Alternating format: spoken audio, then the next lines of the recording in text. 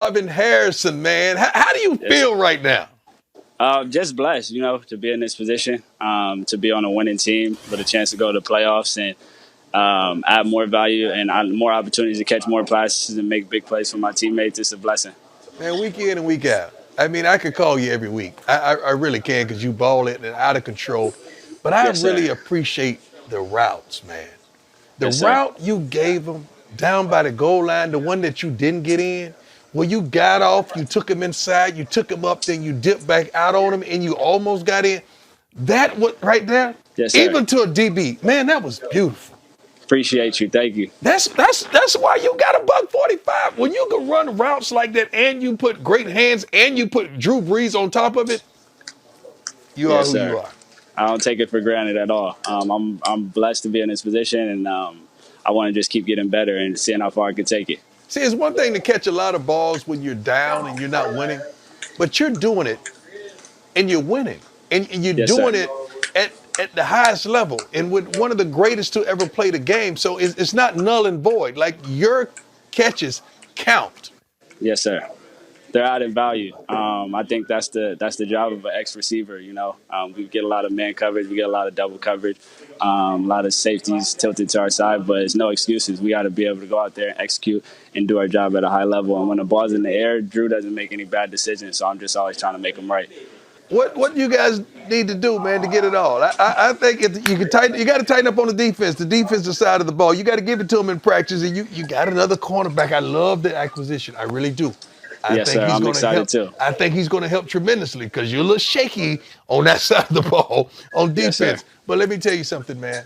What do you think is the one intangible that you guys need to do to win it all? Keep going. Don't settle. Don't settle at all. Play our best football at this point right now. Try to play our best football for these last couple of games. Don't get too high on the success that we already had this season. Just find ways to build on it and keep playing at a high level and put points on the board. Catches, buck 36, 144 at that mark when he set the mark, as Tim said. What else is there to say? Sean Payton and company knew they'd have to pay Michael Thomas a ton of money. They did, and the Saints and Sean Payton are winners again. Their 12th of the season. It's good to get a win, be it we started off slow. We struggled in a lot of areas to start the game, and it was frustrating.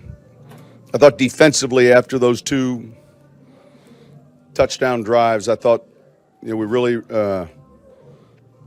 did a few things to get that momentum shifted, and then special teams gave us some great returns today, and then offensively we finally got going.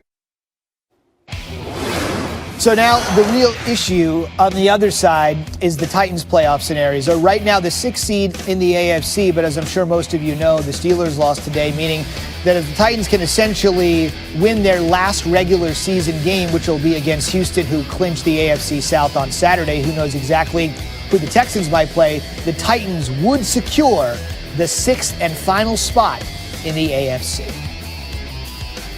Plenty of playoff implications at stake where our Dan Graziano is standing. But first, I don't want to say this in any way other than the way it needs to be said. Get me up to speed on more history for the player at the wide receiver position that's out to the best start in NFL history. Zubin, just another ho-hum 12 catches for Michael Thomas of the Saints today, which puts him at 145 for the season and breaks the single-season record set by the Colts' Marvin Harrison in 2002. Michael was kind enough when the game was over to stop and talk to us about it. It's just a blessing ultimately to be in that position, to accomplish something like that, accomplish it with a win, and just to be able to do that. It's humbling and it's a blessing, but we still have more to go. Personally, what do you credit for the success you've had in this league at such a young age? My teammates, the whole Saints organization, from front office to anyone, to the people that clean up the buildings. They trusted me, they believe in me. My coaches, they put me in position to make a lot of key plays for this offense, and I take a lot of pride in that. And we have big goals, so when your numbers call, you have to do your job and do it at a high level. I heard Cam Jordan in the locker room tell you go put that record next week where nobody can touch it. How far do you think you can take it? Just whatever the coach calls in the huddle, whatever Drew calls and whatever he needs me to be. at the right place at the right time to make a big play. I'm not really, I'm just trying to catch as many passes come my way. Thank you, Michael. Congratulations. You heard him talk about big goals. The Saints have already clinched their playoff spot, but they're still hoping they can move up into one of the top 2 NFC seeds. They need some help starting tomorrow night with the Vikings against the Packers. That's on ESPN. You can check that out tomorrow night. But on the flip side, the Titans need to win next week or have both the Steelers and the Colts lose in order for them to get the 6th seed in the AFC. After the game, Titans coach Mike Vrabel said, the approach here is that the playoffs have essentially already started for us. Interesting to note that the Titans couldn't stop Michael Thomas, but Dan Graziano stopped him for an interview. They've got the lowly Panthers next week. Stay healthy, and those Super Bowl dreams remain alive. Dan, thank you. Interesting for the Titans, too. You come off this sort of loss, and yet everything's still in front of you. It's unique. On the other side, for the Saints, here they are at 12-3.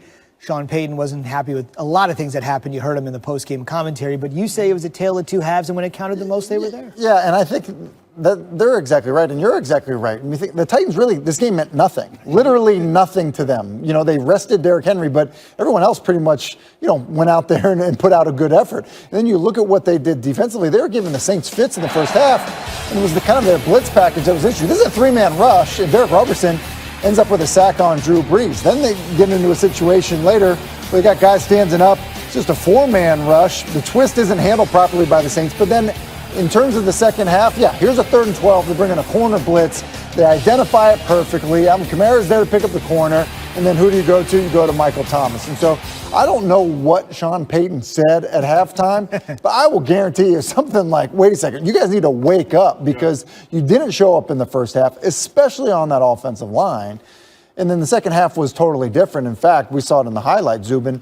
The beginning of that second half was the big, long Kamara run, and he was untouched. Right. It was like, okay, here we go. Now this looks like the Saints offense we're used to seeing. You saw what Michael Thomas did in this game and what he has a chance to do in the next game to even move this record, as we said, out of touch.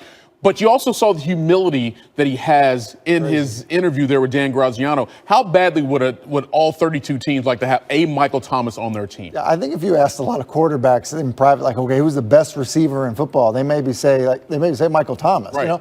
Obviously the production speaks for itself overwhelmingly.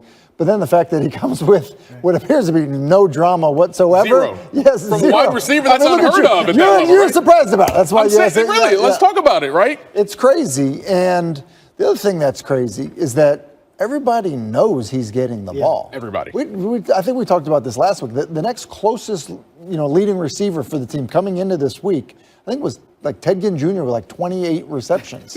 Right. So it's like, who they're throwing it to. People try to double him. I think, they can't, and kudos to Sean Payton and Drew Brees for finding different ways to move him around and get him open. Yeah, glad he's getting the attention that he deserves through his play, not necessarily through other means. Speaking of getting attention for how he's played, how about the upcoming MVP, and that is Lamar Jackson. Ravens taking on the Browns. A chance to do something they've never done before in franchise history is to secure the #1 seed in the AFC.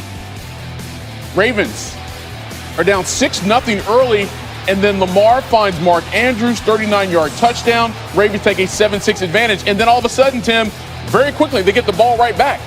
It was crazy. It was like the last 5 minutes or 4 minutes of this half were nuts, and then this play right here speaks to the brilliance of Lamar Jackson. Free runner, zero coverage, still able to get the ball off. It's incredible.